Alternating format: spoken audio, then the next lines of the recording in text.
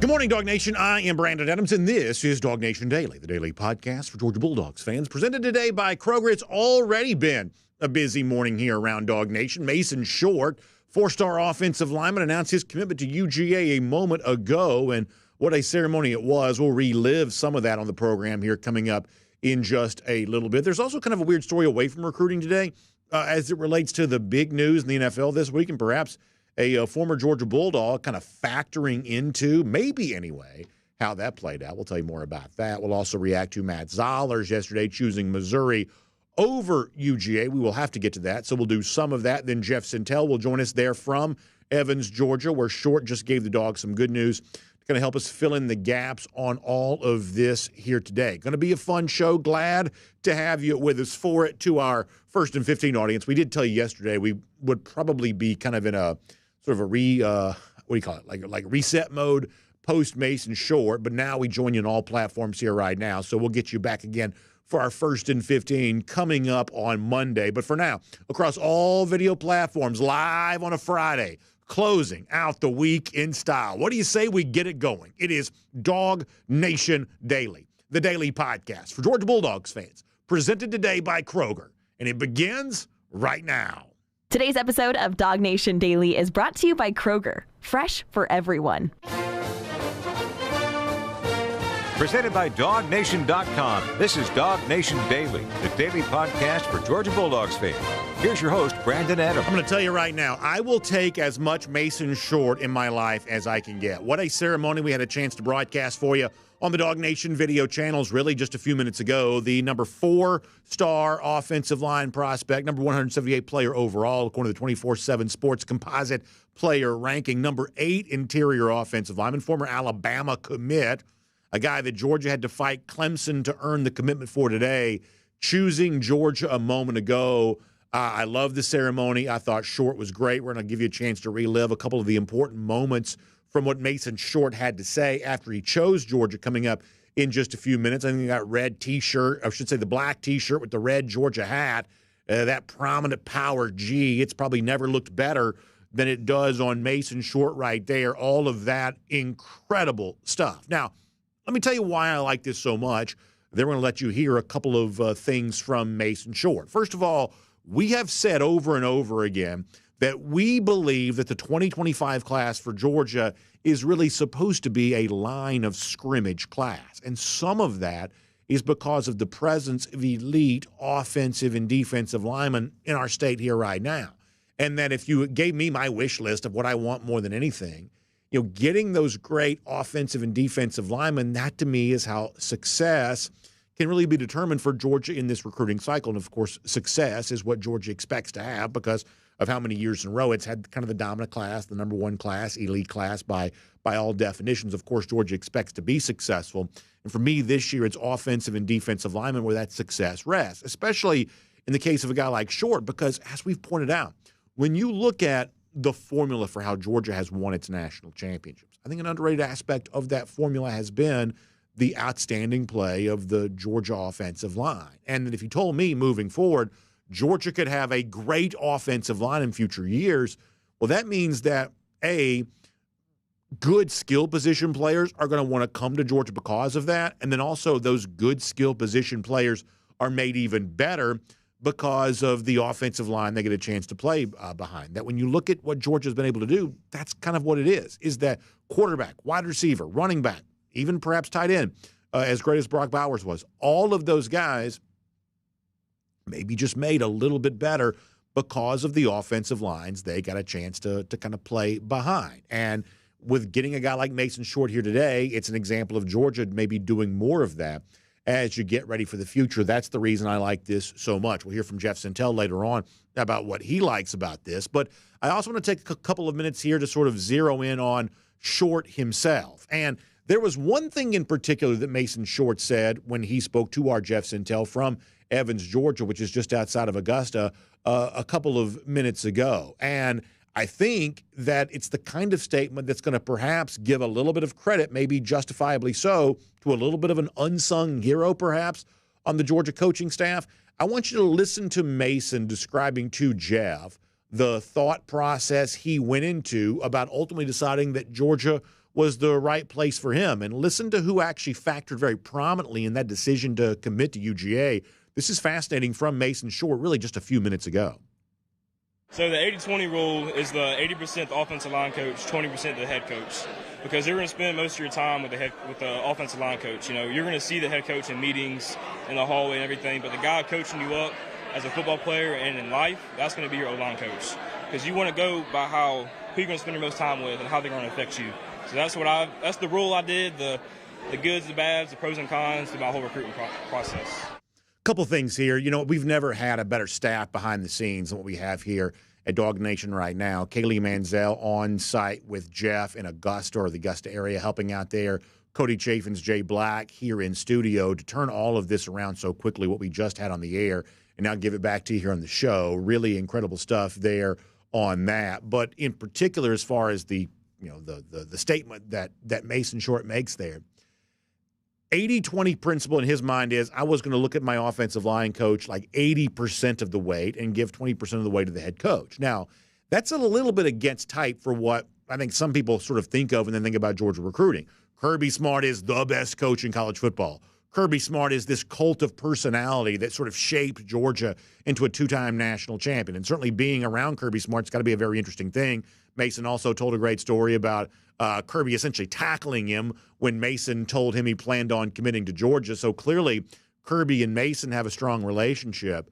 But when Mason Short says 80% of the reason that I chose UGA was because of my offensive line coach, Stacy Searels, that's the kind of thing that I do think that Georgia fans should lean in a little more closely on and should give great respect for. Because if we're going to be honest here for a moment, when Stacy Searels, not all that long ago, was announced as the new offensive line coach at Georgia returning to UGA, a place that he had been in the past, there was more than a few Georgia fans sort of wondering, really? Is this what Georgia's doing? Is this going back to this guy you've had before? And perhaps a little bit of a reminder kind of a bygone era when Georgia wasn't competing for championships, and this sort of felt like a blast from the past that not every Georgia fan enjoyed.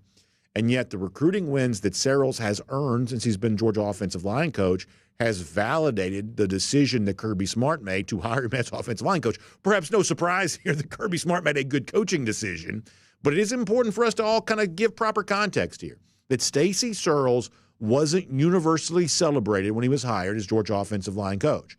But Stacy Searels has gotten the job done for UGA since being put in that position. And another guy said, Stacy Searels played a bigger role in me coming to Georgia than Kirby Smart did. And I just think that in order to sort of proper context for the decision that was made there, Stacy Searels is turning out in his second tour of duty here at UGA to be a very effective assistant coach for these Dogs.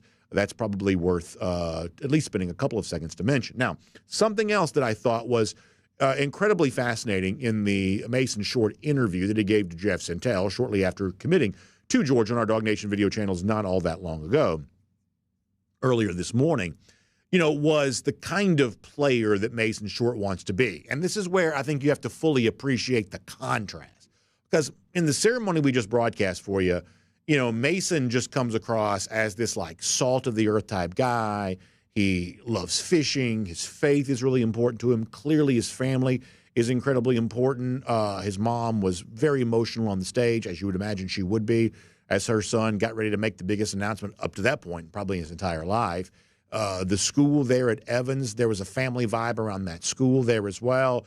This was all very emotional and I would say a pretty touching ceremony for the most part. And so Mason comes across as this very gentlemanly young man, but he wanted to make it sure that everybody understood that while he is a gentleman off the field and while he is a sort of a stately figure and a good dude off the field, on the field, he is an absolute animal. And on the field, he takes that desire to compete apparently to the highest possible level. I loved the way that Mason Short describes the way in which he plays the game. This is just from a few minutes ago.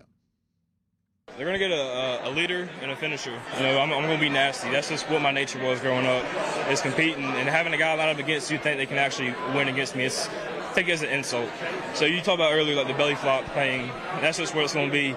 It's a little push after the pile, just don't line up against me again. And go ask your coach to get out, because it's not going to be fun. That's what my whole thought process is throughout football. But at the end of the day, you just got to perfect your craft and just be true to yourself. So.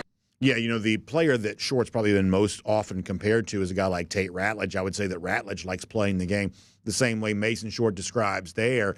And we know the interior offensive line position, Mason's probably a guard at Georgia, that's a little bit of a street fighter position, right? That's a little bit of a barroom brawler. It's not pretty. It's not always graceful. Sometimes it's, to use the word that Mason just used, sometimes it's just nasty. And when it comes to the nasty part of football, you sort of either want that or you don't. Some people like the idea of football, but the actual football part of football, they don't always embrace that as well as they possibly could. Well, to hear Mason in his own words right there, it sounds like he more than embraces that. It sounds like he needs that. He's fueled by it. And in fact, I love this. This is such a competitor's mindset. But he says, I take it as an insult, the fact that someone would even want to line up across from me. The basic rules of the game, the fact that someone would even value themselves as a player enough to line up across from me, I take that as an insult. And that makes me just want to be even nastier. I love that from Mason Short. That is incredible stuff. Now, the tradition in moments like this, when players make their decision to come to Georgia, Georgia fans very quickly pivot to, okay, what's next? And one of the things we love to see is when great players call out other great players, when they want to recruit others to join their position. We've said before, this is an incredibly important year in 2025 for Georgia on lines of scrimmage, offensive line in particular, because Georgia's in play for so many outstanding ones. Mason Short's really kind of the first domino to fall there, but Short used his big moment when the platform was all to himself, when the cameras and the microphones were all pointed at him. Mason Short used some of that time today to call out guys like David Sanders and Juan Gaston, guys he wants to see join him here at UGA. This is Mason Short doing just that. Who do you want to play with? Who do you want to line up beside with at Georgia? Coming for you, Sanders. David. That's who we want. We want Juan. Those are two great players. As of now, that's the guys I have relationships with, and that's what I'm going to continue. Of course, I'm going to get with my coaches at Georgia, see who they want me to go after, but I'm just ready to recruit. So those two guys, you mentioned David Sanders, the #1 offensive tackle in the country. That's going to be a heavy Georgia-Clemson battle. Your decision was a heavy Clemson-Georgia battle. Who's the other gentleman you mentioned that you have a good relationship that you want to play with? Juan Gaston, that boy there, he's a beast. Big old boy. I got to speak with him a little bit at the Macon Touchdown Club to receive our award. And, he's a great kid. I talked to him for a little bit. And just seeing his tape, how big and how fast he is, that's just what you want in the SEC, especially at Georgia. I'm just looking forward to continuing my relationship with him. So Juan Gaston's out of Westlake. That's an in-state prospect. David Sanders, as you know, the 5-star from North Carolina. And the thing that makes this so interesting is that, Short was likely to be a Georgia-Clemson battle. That's what we were led to believe that it was. David Sanders kind of also thought to be that too. And if we're being honest, maybe there's even this belief right now that Sanders kind of views Clemson as his leader. But when Mason Short's making this choice and calling out David Sanders in the process, maybe if Clemson is the leader, maybe that lead is not likely to last. And maybe the Mason Short situation here is the start of something that could be a big building snowball for UGA in this 2025 class, where more big-time offensive linemen recognize Stacey Searles the same way that Mason Short recognizes him, and sees the chance to be a part of something big here for Georgia on that side of the ball. Big doings for the 2025 class here today. Mason Short, perhaps the start of something fun for Georgia. We'll certainly be watching for more of this in the weeks to come. Now, stepping away from recruiting just for a moment, this is sort of just for fun here today. As a member of the Coastal Elite Broadcast Media, one of the things that I get a lot are these like PR emails that kind of come in from these various PR agencies that want to kind of publicize something. And for the most part, I'm not a great email person anyway. So a lot of times these emails sort of go in the inbox, into the outbox, the trash folder pretty quick. But I did get something this week that I thought was kind of interesting because it kind of follows up on the big story in the NFL here this week. And knowing our show today was going to be so heavy on recruiting, a lot on Mason Short right there, more with Jeff Sentell on that in a moment. And obviously we'll also eventually get to the stuff involving Matt Zollers from yesterday. I did want to take a couple of seconds to sort of step away from the recruiting stuff just for a moment to just kind of, sort of change the pace here a little bit. because many of you saw the Stephon Diggs trade this week in the NFL, where Diggs is leaving Buffalo, and kind of an eye-opening decision because not the first time Diggs has been traded, but also for Buffalo. This is a team that's trying to take advantage of the prime of Josh Allen's career, and obviously the Bills have had a really hard time getting over the hump with the Kansas City Chiefs, and so moving Diggs was sort of thought to be a little bit of an eye-opener. He goes to now get a chance to play with C.J. Stroud in Houston, and I'm sure that'll be a very potent offense, but what's next for Buffalo? Well, a lot of you remember Kay Adams used to be on the NFL Network. Now she's kind of doing her own thing a little bit. And Kay recently had Ladd McConkey, of course, we know him very well, on her show. And this week, Kay Adams and Ladd McConkey were talking about the fact that McConkey, in some respect, may have had an influence on the biggest news in the NFL this week, the trade of Stephon Diggs. Was all of this perhaps a precursor to the Bills drafting Ladd McConkey? This is interesting. Watch this from Kay Adams here this week. Did you hear that they just shipped Stephon Diggs? I did. I saw that. What do you think of that? Yeah, I've met with them a couple of times. I like their organization, so let's go. Josh Allen? Hey, that would be pretty sweet. That would be pretty insane. Okay, well, we're gonna keep that clip. So is Ladd McConkey perhaps a future Buffalo Bill, maybe even as a first-round pick? And is all of this why the Stephon Diggs trade went down? Obviously, I don't know. I don't follow the NFL closely enough to have a strong opinion on that. But it was certainly interesting to see this. And the one that we do know is Ladd McConkey has really been skyrocketing up draft boards as of late, perhaps even so much so that he had some influence on what turned out to be a massive trade in the NFL here this week. So a lot of fun stuff, a lot of this involving UGA recruiting. We're going to keep that conversation going. But first, let's introduce the show. My name's Brandon Adams, and this is DawgNation Daily, the daily podcast for Georgia Bulldogs fans, presented today by Kroger. We are glad to have you with us across all platforms, live at 10 on video, radio, Athens Sports Radio 960 The Ref, podcast, all platforms there as well, Apple, Spotify, hosting the show at the world-famous DawgNation.com. Just so happy that you're a part of the program today, and so thankful to our friends at Kroger who make it all possible for you there as well. I was saying this to our video audience who joined us for the Mason Short announcement a little earlier, that this is that time of year, and many of you are kind of the same boat I am. It just feels like we're driving all the time. In fact, my wife and I were talking the other day about the fact that the sheer number of miles we're putting on our cars has just kind of gone way up in recent months for a lot of different reasons. And when gas prices seem to sort of keep going up and up, that's a little bit of a problem, right?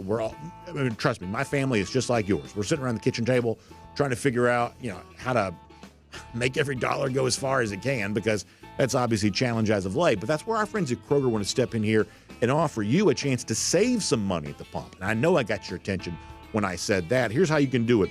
During this busy travel season, you can get a fuel point every time you spend $1 right there at your local Kroger using your Kroger Shoppers card. So make sure you take advantage of that today. One fuel point for every $1 you spend there at your local Kroger. So you can redeem those fuel points at any Kroger Fuel Center today. So find out more about that there. Kroger doing some great stuff as it relates to giving you a chance to save money at the pump. That is all really good. All right.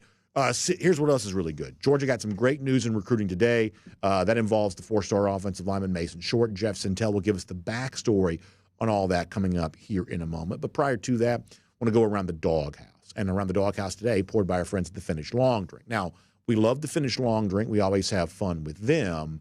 However, the news today on the around the doghouse poured by the Finnish Long Drink, not as positive as the previous news we mentioned. Georgia did not get 4-star quarterback Matt Zollers yesterday. And when he made his announcement at 3 p.m. in the afternoon, and the one thing we said yesterday morning when we started the show was all of this to me was an honest-to-goodness, genuine mystery. We said we didn't really know what Matt Zollers was going to do. We're going to tune in, sort of find that out.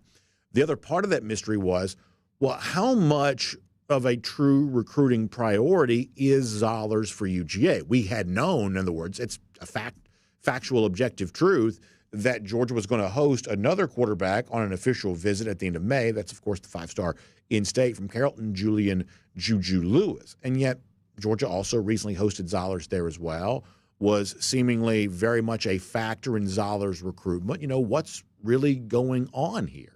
Obviously, I think that Georgia will have its spin on this and probably needs to. Missouri, who got the commitment yesterday from Matt Zollers, they're going to have their spin on this there as well. In fact, let me show you this on the screen here. This is from a website in Missouri called PowerMizzou.com. And what they put out on the X platform yesterday was, for those who will ask, yes, Matt Zollers was a take for both Penn State and Georgia. Eli Drinkwitz and Missouri's NIL program have changed the game in Columbia. So basically, this is a website, and probably among the bigger websites that cover Missouri. There's not as much of a media infrastructure around that program as there is here down in Georgia, but one of the bigger websites that covers Missouri, saying that this was a situation where Georgia really wanted Matt Zollers, Penn State too, but Georgia really wanted Matt Zollers, and the Missouri NIL ultimately won the day. Now, we should point out that's not what Zollers himself is saying, that he's saying, well, it's more about the relationship he had with Eli Drinkwitz and the feel he had from the guys that will become his Missouri teammates. And we would never call Matt Zollers a liar. We don't call any player a liar.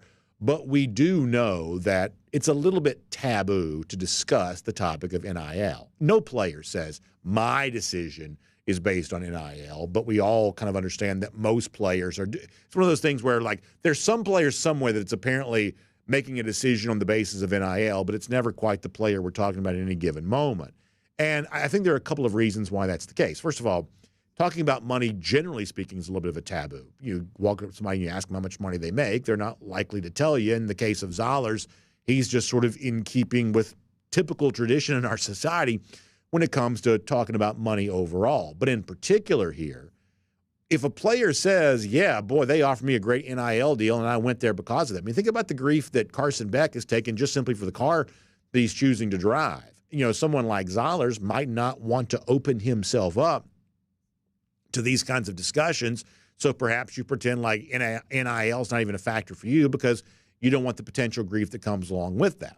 Plus, there's also the practical reality that two of the SEC teams that have been the most forthright about the NIL dollars they've allegedly spent, Tennessee in bringing home Nico Iamaleava, Florida in trying to get Jaden Rashada, who ended up at Arizona State, they earned NCAA investigations for their trouble. Now, at this point in time, the courts have kind of rendered that sort of a toothless, attack, but nonetheless, there's still some extra scrutiny that comes when you're, choosing to be somewhat forthright about this. So when Zollers acts like NIL was not a thing for him in his decision, there are probably some very practical reasons for why he would choose to do that.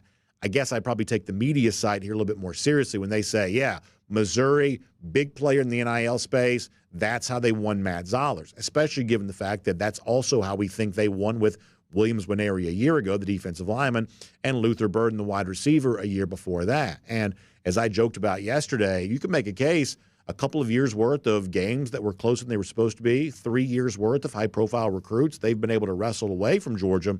Missouri has been a bigger factor in the life of the average Dog fan than Tennessee, Florida, Auburn combined. Traditional rivals who are supposed to have more success, and yet Missouri has really done enough lately to kind of get Georgia's attention on all of this. I guess in a roundabout way, you have to give them some credit. And if you're Georgia, I mentioned the idea of a little bit of spin control earlier. I do think that Georgia's got an obligation now to figure out exactly what their story is on all of this. How much of a priority was Zollers? Zollers was telling media outlets that he was Georgia's number one priority at quarterback. Well, was that really true? And if it's not, Georgia, I think, needs to probably do something pretty quick to sort of indicate just how all in they are on a guy like the five-star quarterback Julian Lewis. Now, speaking of JuJu also had an interesting post yesterday as well. And if you're listening on radio or listening on a podcast, I've got to describe this to you. But so around the time that Zollers made his announcement, JuJu put out a very cryptic post of a picture of himself kind of sipping on a sports drink here with kind of a very, very, very interesting look on his face as if he was sort of taking that all in. It's a little bit like the Antonio Banderas meme or, perhaps, maybe not quite Antonio Banderas, but something along the lines of he at least finds it interesting. I think that's meant to be interpreted however you want to, not meant to be sort of specific meaning around that. But Julian Lewis clearly watching yesterday as Matt Zollers chose Missouri. And, I think the only interpretation you probably have here is that the price for JuJu Lewis probably just went up. In the NIL world, Lewis probably got more expensive on the basis of Zollers making the choice that he made. So is Lewis what's next for Georgia, and is Lewis the real priority? no matter what the overtures might have appeared to be for Matt Zollers? Honestly, I don't know. Jeff Sentell is going to tell us more about that here coming up in just a little bit. We'll also point out the 4-star Ryan Montgomery, a part of this as well. The one thing that has been confirmed, as we predicted, after Jared Curtis committed to Georgia a couple of weeks ago, we said the quarterback position is about to be very interesting for Georgia when it comes from a recruiting standpoint. And that at least is proven true. This is certainly very interesting. Does it work out to be something good for UGA? I guess time will tell there on that. But compelling and mysterious and interesting, no doubt that's true here right now. And that is Around the Doghouse, poured today by our friends at the Finish Long Drink. And, of course, we're kind of rolling into a fun weekend. And when I think about fun weekends, especially when it's warm enough to be outside and kind of hanging out with friends, the Finish Long Drink always a big part of all of that for me. And I want you to enjoy that yourself here this weekend. Whether it's the peach-flavored version of the Finish Long Drink for a limited time here in the Peach State or the Long Drink Cranberry, our good friend Kaylee Manziel, she says she loves that now. Long Drink Strong, 8.5% alcohol by volume, the traditional in the blue can, the grapefruit flavor, the gin kick. It's a ready-to-drink cocktail. And if you like mixed drinks, we think you'll love the Finish Long Drink because it's a mixed drink. You don't have to mix yourself. It came from Helsinki back in the 1950s when the Summer Games are there. And after being in Finland for a long time, it's been in America now for a few years. And now it's in Georgia. And it is wherever you are. So go to thelongdrink.com, and you can find out where you can pick some up today. It is great to have the Finish Long Drink as a part of DawgNation Daily here today. It's also great to have all of you with us here, too. A lot of good news for Georgia when it comes to Mason Short. Some, I would say, curious news when it comes to the Matt Zollers decision yesterday to go to Missouri, and then what comes next after that. So what do you say, live from the scene where Mason Short just announced? We continue this entire conversation with Jeff Sentell here today on DawgNation Daily, presented by Kroger.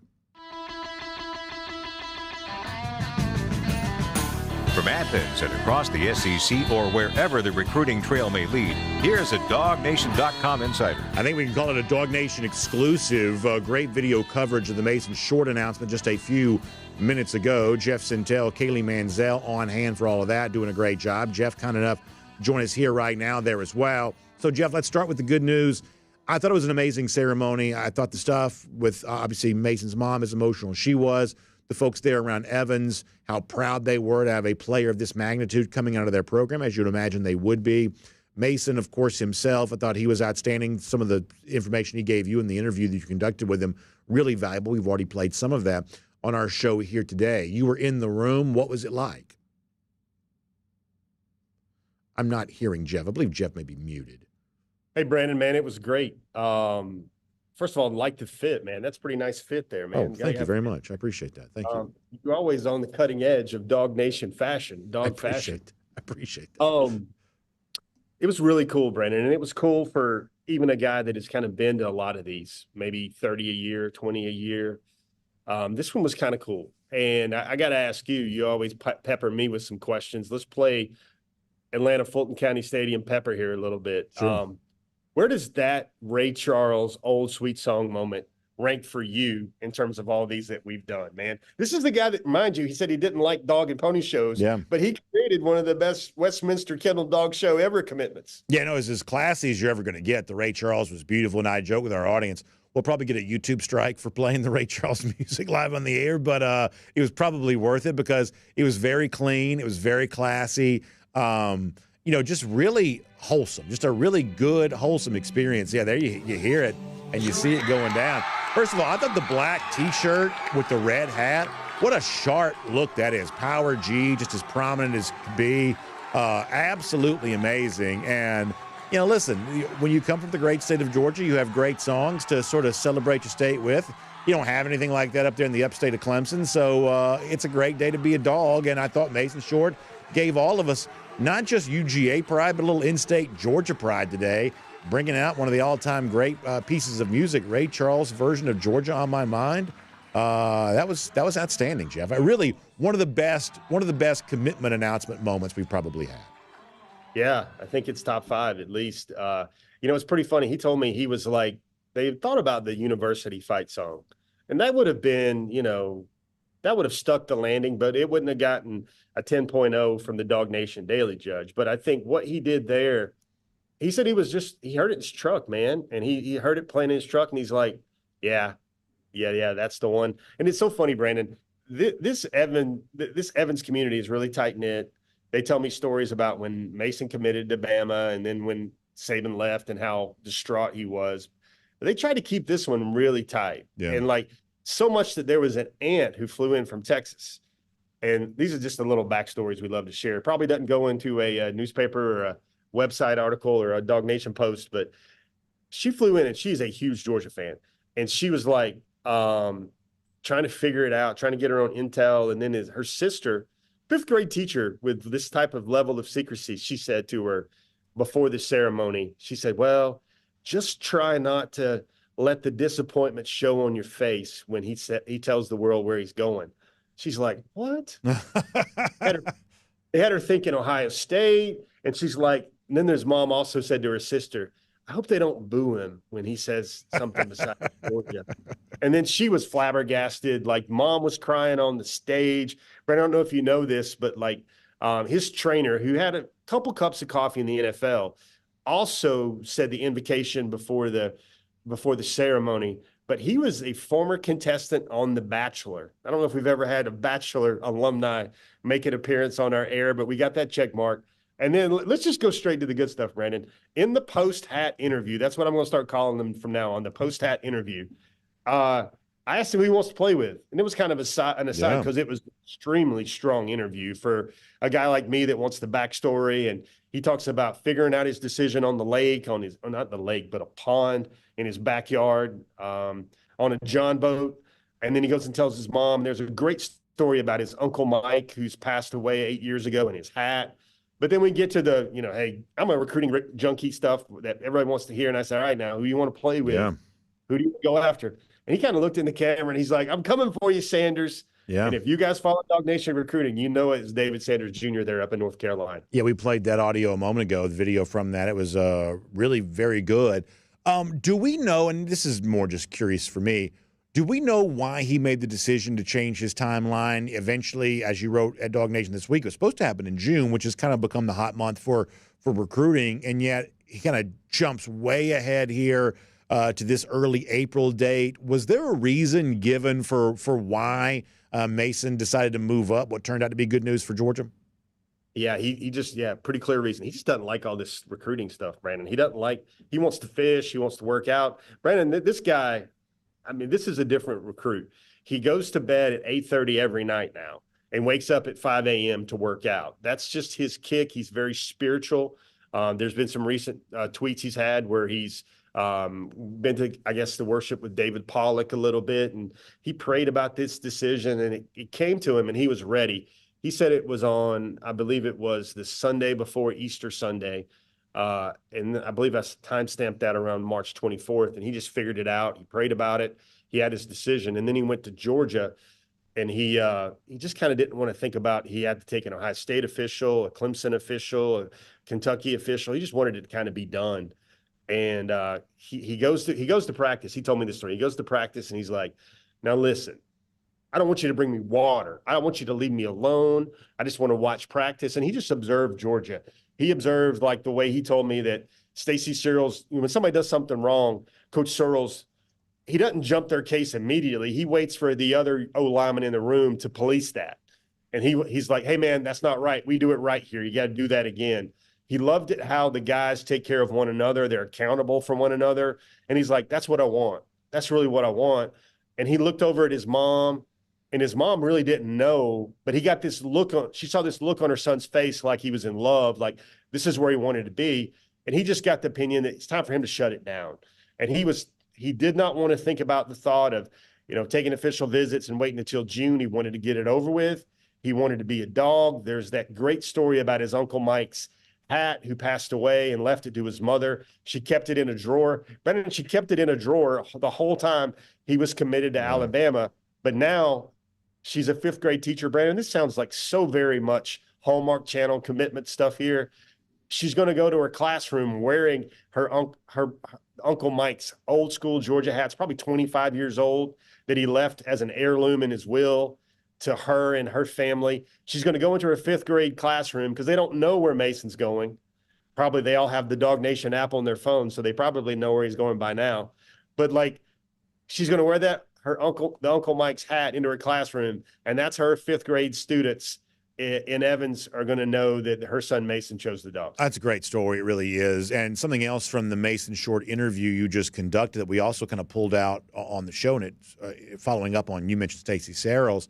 You know, Jeff, I think this is one of those situations where honesty compels you to admit that when Searles was hired not all that long ago as Georgia's offensive line coach, that wasn't universally celebrated as a good thing by all Georgia fans. Some UGA fans kind of wondering, does Georgia really kind of want to go back to the past where it had been in the past when Searles was here before? And when you hear a guy like this, especially fresh off the group that Searles brought in for the class of 2024, when you hear a guy like this for the class of 2025 saying basically that Stacey Searles is 80% of the reason that he chose to come to Georgia, I think it speaks to the job that Smart did identifying Searles as an offensive line coach and kind of trusting his own instinct on this, even when it wasn't, kind of unanimously approved by Georgia fans. And you got to give Stacey Searles right now, I believe, a lot of credit for being one of the unsung heroes on this Georgia coaching staff. The words of Mason Short, I just think, confirm that to be true.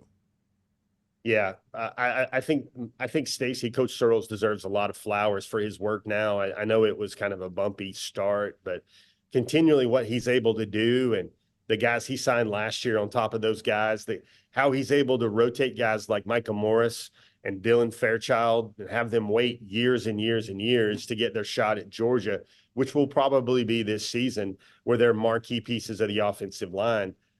His room's about to turn over, but everybody's got people that they know are at practice. They tell me when they see Stacey, first of all, it's great to see he's back from that bout. I believe it was with pneumonia that happened right around the Orange Bowl time season or whatever. It's great to see him back and totally plugged into Georgia. But everybody tells me Stacey Searles is walking around with a big smile on his face because he knows what he has. He knows what he's going to have. He knows what's on the way. He knows what's matriculating, and he knows what's marinating already in his room. And that future of the Georgia offensive line room, it is crazy to think, Brandon, but we have reached the standard in covering this football team where the offensive line will be better or just as good as it has been so far. And a large bulk of that credit goes to one Stacey Searles. All right, let's have a music change here, mood shift. And now we got to talk about the Matt Zollers stuff here a little bit. And, I'm sure there's a lot about this that can be said. I guess for me, Jeff, now that people have had a little bit of time to digest this, Zollers going to Missouri, not coming to Georgia, I don't know any Georgia fan that's like, oh my gosh, this was the one recruiting battle that Georgia couldn't afford to lose. I don't know that Georgia fans necessarily feel that way. But the word I used a lot on the program yesterday is mystery. This is mysterious. I didn't know what Zollers was going to do. I didn't really know how Zollers fit into Georgia's plans in comparison to a guy in Julian JuJu Lewis, who we knew had a scheduled official visit to Georgia. And I would say, with all due respect, the extent to which Georgia allowed this picture to get as murky as it did, I think sort of sets up Georgia for the need to do a little spin control here right now. And they need a little bit of a narrative reboot. If JuJu's been their guy all along, they're going to have to do some work to really kind of make it be true on that, because people in Missouri are saying what they're saying. Zollers himself is apparently saying what he's saying. JuJu had a couple of very cryptic messages yesterday where he wasn't really revealing how he was feeling about all of this, but he's clearly noticing it here right now. Georgia's usually pretty good at controlling the narrative about all kinds of recruiting topics. I believe they need a little bit of a brand refresh here right now, because I think the waters are probably a little unnecessarily murky after the Zollers thing yesterday, knowing that JuJu's still out there, and I guess Ryan Montgomery exists behind door number 3. This is a little bit of an interesting period here where, kind of the immediate aftermath of the Zollers news. I'm not obvious what that is, Jeff. I think you said the word mystery, I think there, Brandon. I think it's untidy. And let's be clear. This is Georgia talking about discussing – we're discussing what Georgia's 2025, 2026 quarterback futures look like here with Zollers. Because, I mean, I don't know if I would – even if he would have committed to Georgia, he was so purposeful and methodical. But even if he would have committed to Georgia, I would have just kind of stamped this one as kind of odd. And it would have been – I feel comfortable saying this, Brandon. I don't know how you feel, but the best quarterback Georgia can possibly sign in this class is Julian JuJu Lewis. I don't mind saying that. I think he's the best possible quarterback Georgia could sign. I think it's because of his track record. It's not just the ratings and the rankings. It's because of what he's been able to do in his high school career against the very best of the best. Nobody's ever going to discount his competition, as some people will say, hey, look at this quarterback or that quarterback. I think Julian will play great football in college. It's just, how do you get him to the right school? He's currently committed to USC. And I want to just, my thoughts, Brandon, is I've always felt that, and listen, I've had conversations with Julian in his camp. I know Julian and his camp feel like they have always been the priority of the University of Georgia. And maybe this is, like you sometimes talk about how it's kind of not PC or not appropriate, or it's a little indecent or uncouth to talk about NIL. But I think if you're doing the right job on your board, there's probably multiple quarterbacks throughout the years that Georgia has felt like that have led them to feel like, hey, you're our guy, we want you. And I think this kind of turns up the volume on Lewis a little bit.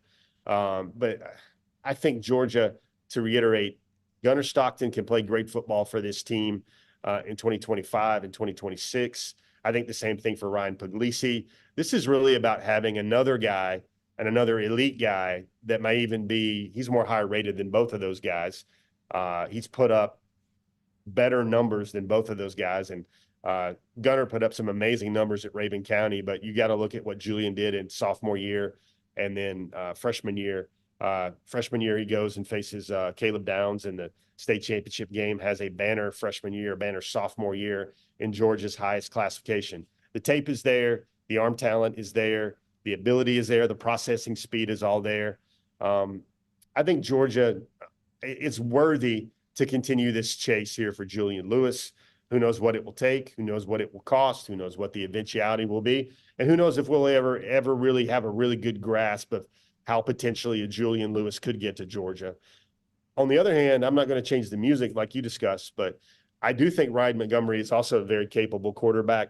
He's the type of quarterback that, remember, Georgia wants to get to 4 scholarship quarterbacks in that room. It's very hard to do. I love the Zollers mindset. He kind of sees a lot of Carson Beck in his game. The Georgia staff has mentioned some Carson Beck parallels to his game. He also does not mind waiting. What's that popular pop culture catchphrase that this might be the quarterback that everybody wants? This might be the quarterback everybody deserves, to use that Gotham City line there. But I think Ryan Montgomery would also be a guy that would fit in well with Georgia and would also play great football. And like we said yesterday, Brandon, on our kind of traffic report after the Zollers news, I'm kind of on board with the feeling now that I think Georgia helps make these quarterbacks into productive, outstanding SEC passers as much as their incredible talent coming to Georgia makes that Mike Bobo offense go. So there are 2 topics I want to address with you before we go, and I'm going to try to do these as quickly as I can, because I want to be respectful of your time. But I don't quite know what to make of this. But it seems to me the mood around Julian JuJu Lewis is a little bit different than I thought it would be. When he was a freshman doing all the things that he was doing, I was really in anticipation of him becoming the most talked about recruit possibly ever in the state of Georgia, at least since I've been alive. I can't compare it to like Herschel Walker, but maybe the most talked about recruit of all time.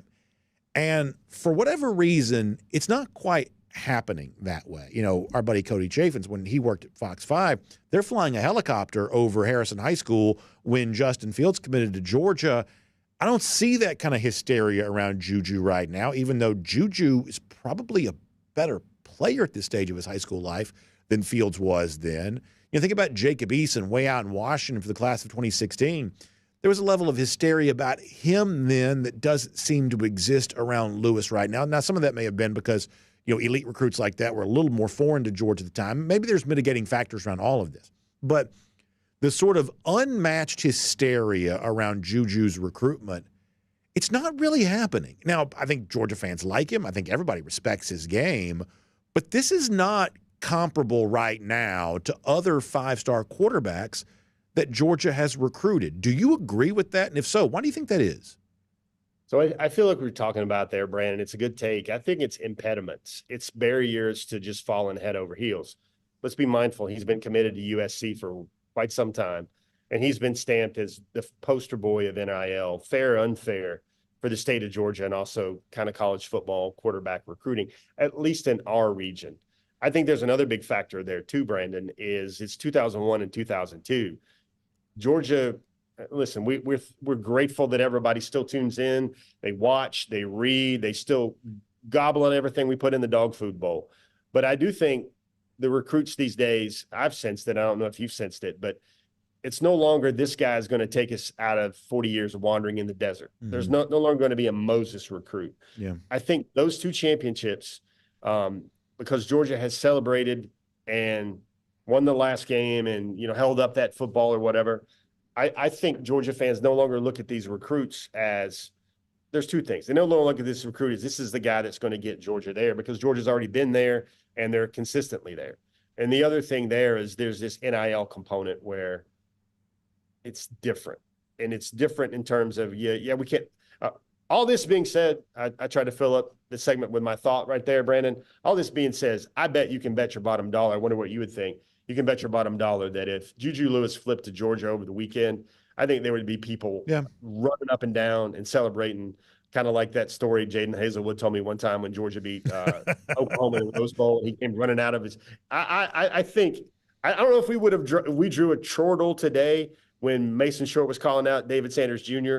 But I bet, Brandon, if you had a flip from JuJu Lewis to talk about, everybody would just fall right in love. They wouldn't care about NIL dollars or dotting the I's or crossing the T's. They'd be like, hold on, that dude's coming to Georgia.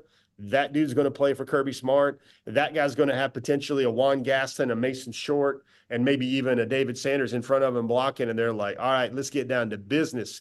Because what I teased in our show yesterday is what I'm looking for with Georgia in this kind of prime territory of Kirby Smart's career in Athens is I think the very best stretch of Kirby Smart's years in Athens are up ahead of us. I think it's possible, and I think they're stocking the roster in order to do so. All right, last thing for you. And I can't help but think back to when, Kirk Herbstreit got his pom-poms out and started cheerleading so hard when Dylan Raiola chose Nebraska over Georgia. We always had a read on that, which is not that Herbstreit influenced Raiola's decision, but Herbstreit's reaction to the decision is representative of a lot of people in college football. They like the fact that there's this perception out there that like NIL and things like that are doing more to level the playing field for college recruiting. Now, if that's true, that comes at the expense of Georgia, which has hoarded so many elite prospects for such a long time. So let's pretend that JuJu doesn't exist for a moment. Zollers yesterday chose Missouri over Georgia. We've seen now 3 years in a row of elite recruits choosing Missouri over Georgia. That's not all the time because a guy like Jaden Riddell also chose Georgia over Missouri. So it's not like Missouri is exclusively beating up on Georgia, but you get the point that I'm making. But my question for you is this. Is this representative of a larger trend where elite recruits are just spreading themselves out more? If you look at top 10 player rankings, whichever recruiting service you favor, the national websites, they were a little more spread out last year than they kind of been before. Is that a byproduct of NIL? Georgia's ability to kind of hoard all the elite prospects it wants, or Alabama's ability to do that, or Ohio State's ability to do that? Are we going to see a little bit more parity where the elite recruit's going? Have we seen sort of peak blue chip ratio where some of these numbers are going to start coming down a little bit because NIL creates the opportunity for players to go other places? So good point. I look at it last year, and I do bring Major League Baseball as a lot of Braves fans that are kind of my age and your age, Brandon. They learned a hard lesson in their 20s and 30s about the economics of baseball. I think that's kind of going to play out in college football. I think what Missouri's doing is they're trying to find their Greg Maddux type or Alex Rodriguez type recruit for their class every year, or a lot of schools are. There's their high dollar guy. What I go back to, Brennan, is last year when Georgia, I believe the number, now the rankings changed a little bit, but I believe the number was 18 prospects inside the top 200. Brennan, that is absurd. That is Montgomery Burns style domination, just selfishness in terms of trying to hoard all the players for themselves. And I think Georgia can still do that. It's just maybe those top elite guys. I mean, Brennan, these recruiting cycles continually teach me, a guy that's been, intensely studying Georgia recruiting going back now to 2014, 2015 professionally, and a lot of years before that. But like last year, Brandon, Georgia got in with 2 5-stars without heavy NIL influence, just based on culture, with guys they barely offered by the time March ripped off the calendar. And that never happens. That should not happen. And Georgia's able to get a Chris Cole, and Georgia's able to get a Justin Williams, 2 of their 5 highest rated guys in the class, without the economic numbers here. And I know you asked me, this just came to me, Brandon. I know you asked me to kind of toss Julian in a vacuum. And you asked the very pertinent question about, hey, why aren't more people giddy over this recruitment? Why isn't it a bigger deal? I think what Georgia could do now, should they add Julian, it's not what DawgNation will say. It's not what message boards will say. Brandon, it's what college football will say. And they'll go, hold on. Mic check here. Georgia just added Julian Lewis to their team. I think more college football coaches will notice that, because they might sit there and think, is that a change in philosophy where Georgia will go after the perception of the high-dollar player? Or is it a change in philosophy on Julian's part where they'll go, he really wants to win, Brandon. If we look at Julian's career arc forever, he's wanted to go where he can win. He's wanted to go where he can surround himself with great players. And maybe Georgia's culture finds Georgia a way to get a discount maybe on that highest bid. I mean, his family's already told me that Georgia doesn't have the highest bid out there, and they're not committed to the highest bid out there. So that's maybe, I'm going to take them at their word that simply the big ticket number is not what they're looking for. They're looking for a way to put Julian Lewis's brand above what Caleb Williams had. And Caleb's had a great brand. He's going to be the number 1 pick in the NFL draft, but he didn't win. He didn't play in those big games to create legendary moments, to create a legacy. And I do think when the Julian Lewis family looks at Georgia, they think those things are possible in Athens. And I don't know if you could ever put a price tag on that. Interesting stuff, Jeff. Thanks for your reporting there in Evans, Georgia today. Georgia gets some good news. 4-star offensive lineman Mason Short on his way to UGA. Be careful coming back. We'll look forward to seeing you back here soon, of course, in person for G-Day next Saturday there in Athens there as well. Jeff, have a great weekend. See you, buddy. Have a great show. Thank you. Let's take a look around the rest of the league. This is SEC Through. Let me see if I can make this point. And maybe I'm just wrong about this. I am often wrong, so this would just be another thing on the list. But Georgia fans are very astute recruiting observers. And for Georgia fans who live like deep inside that bubble, their reaction is different than like what casual observers might be. I'll give you a couple of examples. Not to mention any names here, but there are times in the past when a player has decommitted from Georgia, and in conversations among Georgia fans, that gets celebrated as good news because, well, if he's leaving the class, that means they're making room for so-and-so to come in. And sometimes it's true, sometimes it's not. But you know what I'm saying here, right? There's a real deep look at Georgia recruiting that sometimes would cause a Georgia fan to celebrate something that to a casual fan might not seem like such good news. And so with that in mind, you know, there have also been these commitment announcements before when so-and-so didn't choose Georgia. It's because that means so-and-so is going to choose UGA, and that's where the focus is. And, you know, I couldn't help but notice that yesterday in trying to observe Georgia fans after the Zollers announcement, you know, if Georgia fans really were like as all in on JuJu, like that would have been like, okay, good, you know, move on to the next because JuJu's on his way to UGA. There's probably some of that, but I didn't certainly see that as kind of a unanimous statement that's out there. And I'm not even sure what that means. Maybe it doesn't mean anything, but I do think there is, to use a word that I've used a couple of times over the last couple of days, a little bit of mystery here. Mystery in terms of how Georgia fans kind of perceive Lewis, how Lewis perhaps perceives UGA, and where all of this is going in the current NIL age in which we live. Pretty fascinating times, and obviously plenty more pieces of information sort of fall in place on all of this. Now, for now, let's go cruising around the SEC, courtesy of Royal Caribbean. And obviously, we're getting ready for a great DawgNation cruise and getting ready to have all of you on board. And when it came time for our DawgNation cruise, you know, our folks at Royal Caribbean's like, in order to make this experience be great, you need to have a great travel agent to help you out with all of that. And that's how Jessica Slater was specially selected for us. So you can give her a call, 770-718-9147. That's 770-718-9147. Also email her at jslater@dreamvacations.com. Because the person that we chose to plan our Royal Caribbean cruise here on board Allure of the Seas, and look at the flow rider there. Now, I think it's really cool that Allure of the Seas has 2 of these flow riders. I'm nowhere near as good as the people that you see if you're watching on video, the sort of stand-up surf simulator. It's a little bit more of a sort of a belly flop surf simulator for me.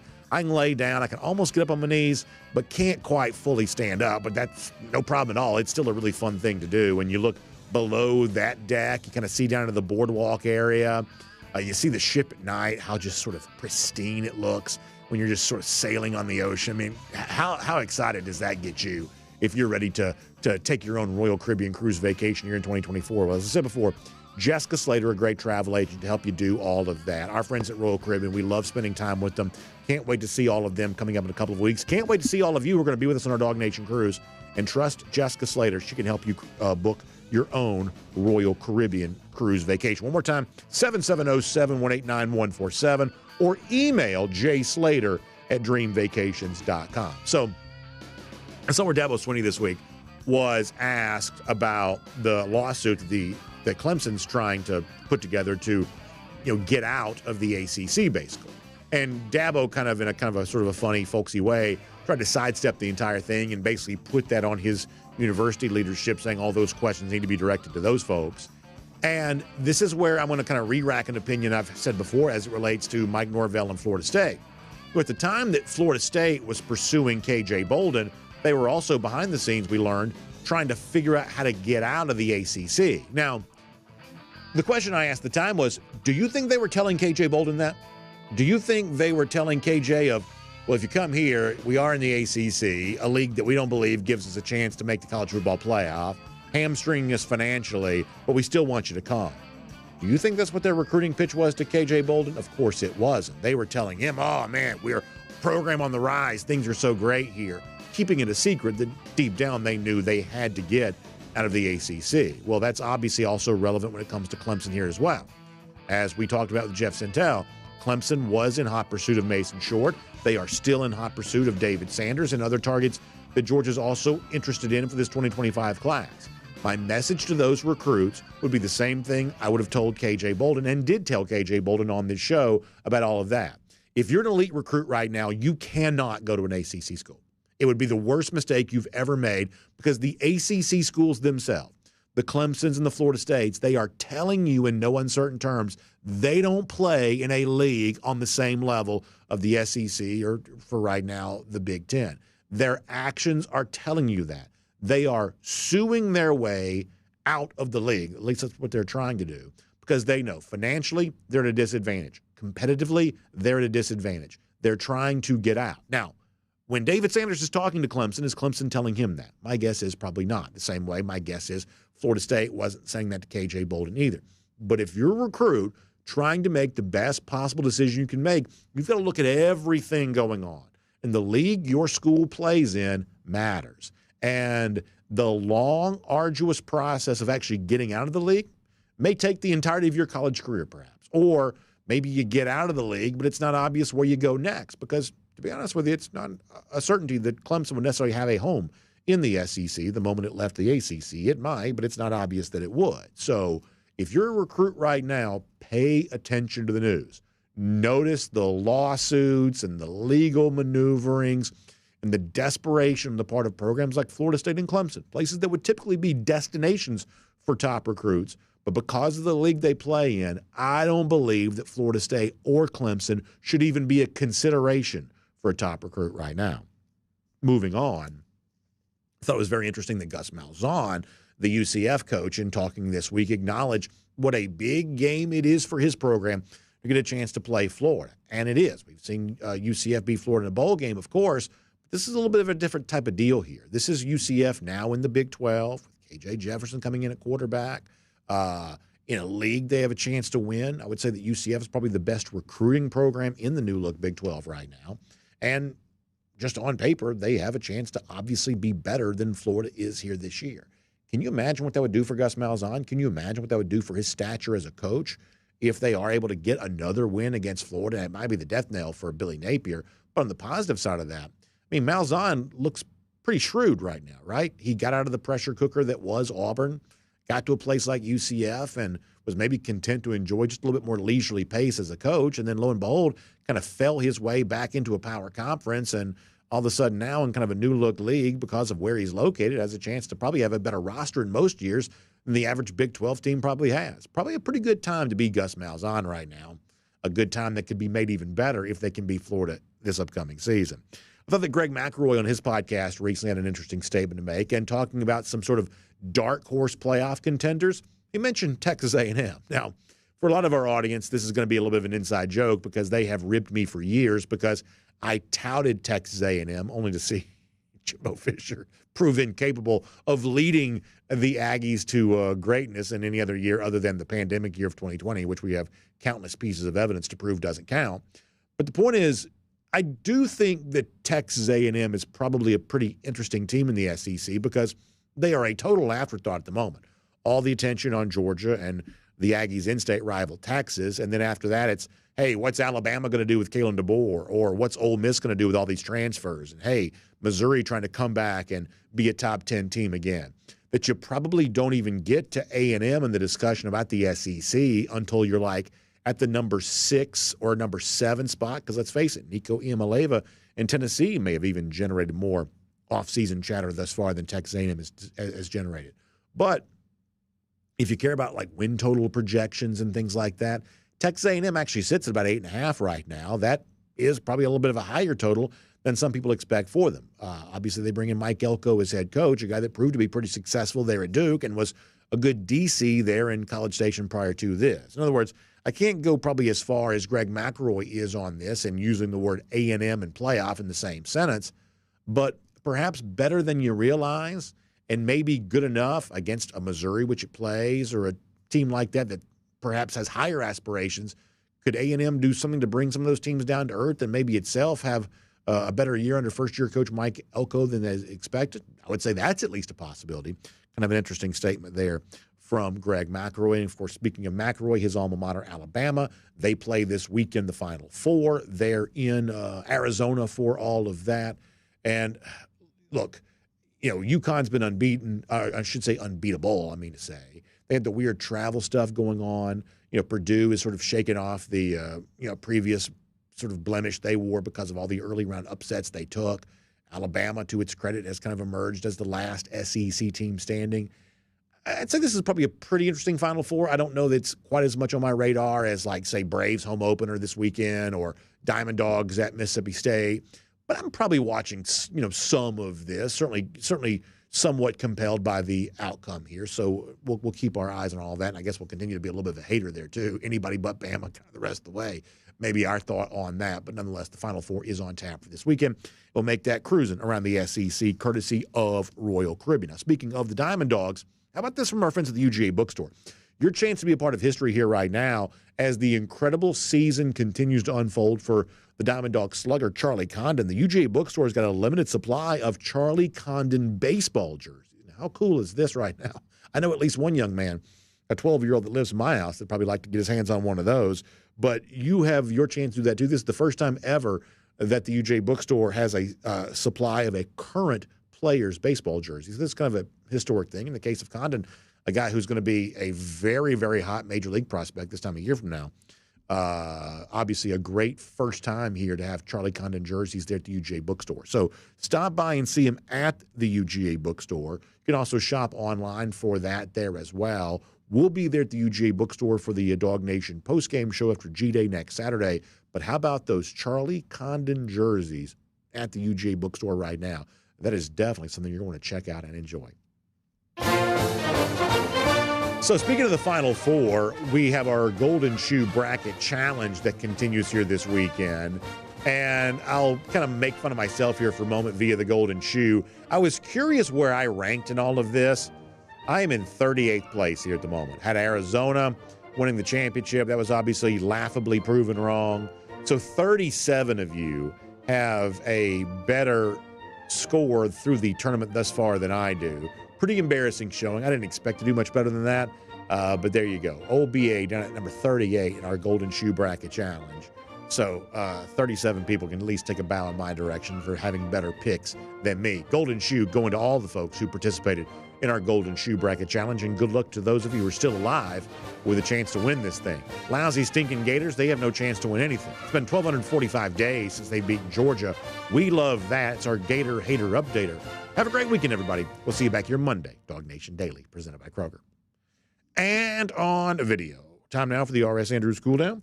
R.S. Andrews is the one you turn to for your air conditioning, heating, plumbing, and electric needs. They show up on time. They do the work that's promised for the price that's promised. You can trust R.S. Andrews on all of that today. So we have already had a pretty early morning around here. Got rocking and rolling very early for the Mason Short announcement. So out of respect for the staff that puts this show on, we are not going to go crazy long here today. We're going to take like one trip around the major comment sections, and then after that, we're going to kind of bounce out of here. So getting ready for a fun weekend. Hope you're all enjoying that too. So let's do that here right now. On YouTube, let's see what else. Some talk about Georgia running backs in here. DMart42 says, nobody had a perfect bracket, but like the Sweet 16 this year according to ESPN. Yeah, I mean, obviously the chances of getting the perfect bracket are in like, what do you say, like the quintillions or something like that. We've all filled out brackets our entire life. I love filling out brackets. It's amazing to me, just the math on this is just impossible to even consider, how impossible it is to even get a significant portion of your picks correct. There's just so much randomness that kind of gets, sort of inserted into this. It's kind of like, isn't there like a big lottery thing this weekend too? It's like, just the sheer magnitude of those numbers is a little bit hard to process sometimes, for sure.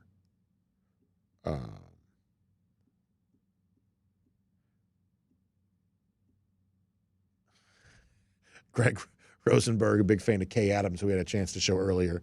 By the way, no relation to me, for what it's worth. Surfer Boy 3000 says, A&M shocked me with the number of kids that Elko was able to retain. I have a buddy that has a kid that plays on that defense, and they like the guy.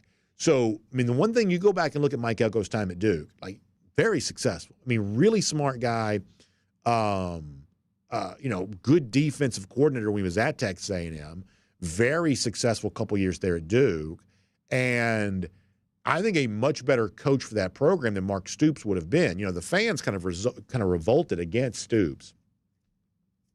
Elko ends up benefiting by getting the job. And I think he's probably a good coach. And I think this could probably prove to be a pretty good fit for Texas A&M. And I guess I'm just sort of fascinated by, and I promise you I'm not trying to talk him up or anything like that, but I am sort of fascinated by, the fact that every year football has a way of surprising us.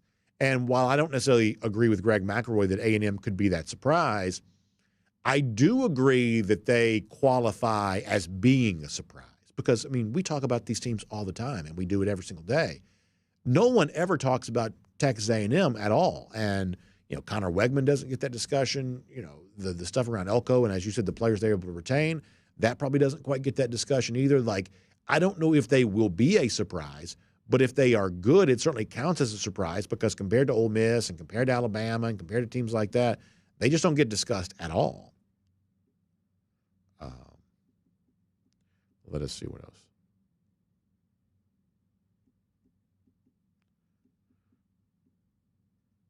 DMart42 also on the subject of Florida playing every Power 5 school in its own state. Yeah, pretty interesting thing to see for a state that's got a good number of Power 5 programs. Anything else over here on the YouTube side? I can't quite tell what the argument's about here today.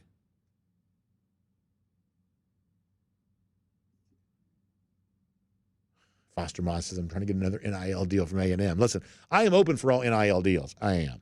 And unlike some recruits who, don't always want to be forthcoming about that, I'm more than happy to make it obvious when I have an NIL deal in place.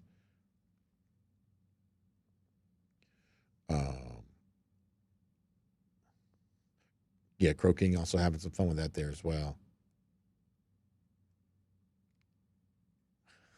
All right, let me move over to DawgNation.com here for a moment, especially since we did not have a 1st and 15 this morning. And we told them yesterday we probably wouldn't. So let me bounce over there and say hello to them for a moment.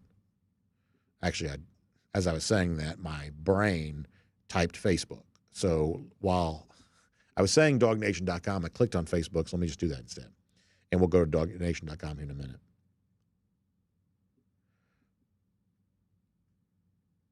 William Camacho says he's probably behind me in the tournament field. Yeah, I don't know. If you got worse picks than me, you're not doing very well right now, unfortunately. But it's all in good fun. All in good fun. Alan Rabanchik says it's Friday. You'll leave when we decide. So I'm going to have to beg y'all's pardon for that here today. Gary Holt says the only way I think this is going to go is like he's talking about the future of college football. And this is an important point. He says the only way this is going to go is like the NFL model, and college is going to draft high school kids. The ones that don't get drafted will be signed to practice squads.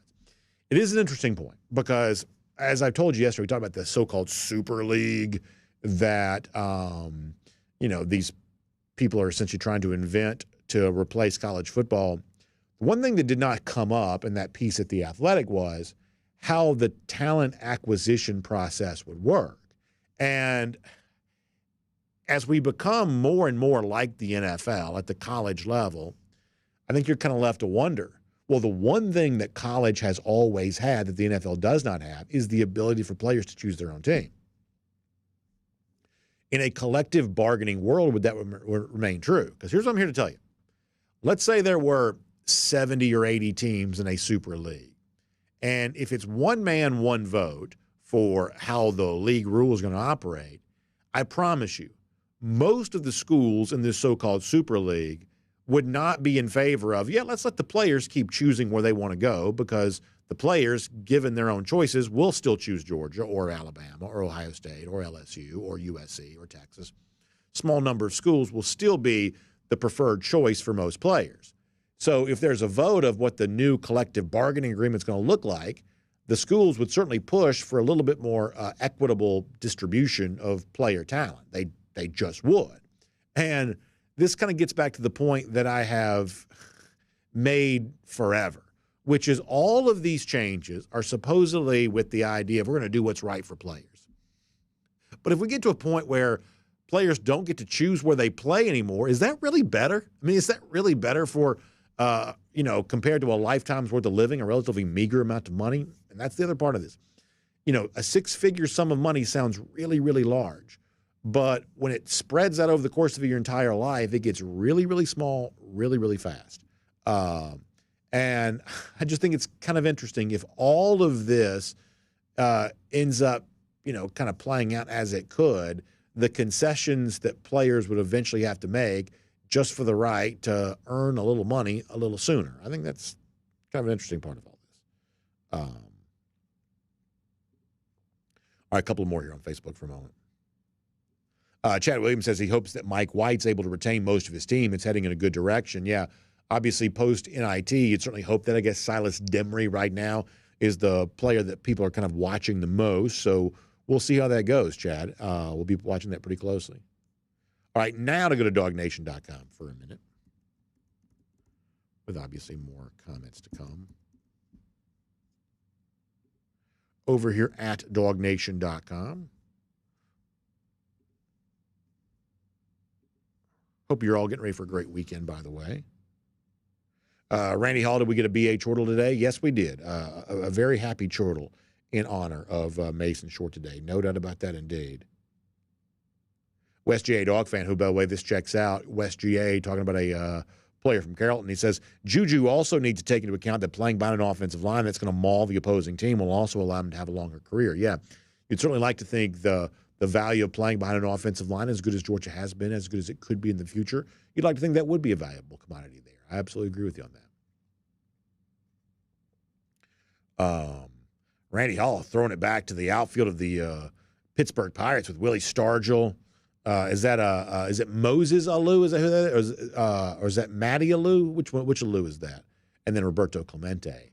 So my dad had, a Roberto Clemente autograph were very, very rare. My dad at one point in time had come into possession of a Roberto Clemente autograph. He's kind of like helping somebody else sell it, I guess is what it really was. I don't guess my dad actually had it. But he did, kind of have possession of an old like spring training program that had been signed by all those Pirates. Willie Stargell, when I was a kid, he was the first base coach of the Braves. And obviously, the thing that Stargell was it first base coach, I think? Maybe it was bench coach. I think he was on the staff. The thing that Stargell was so famous for, though, was those towering home runs, hitting the, back in the day of the sort of cookie cutter, sort of circular stadiums, Stargell was hitting into the upper deck, in some cases hitting it out of stadiums. Obviously I'm too young to have – Matty Alou, Randy says, I'm too young for that era, but I know the history of the game and certainly love all those guys. Speaking of like historic figures, this is a throwback to my childhood. He says, I met Alex English. Some of you don't know who Alex English is, but he played for the Denver Nuggets back at a time in which the Nuggets were scoring about 150 points a night, and they were giving up about 165. Like they're playing no defense at all, but just up and down the floor offensive team. So he met Alex English on a flight for this SC board flight to the women's basketball Final Four. So there you go. Pretty cool stuff there on that.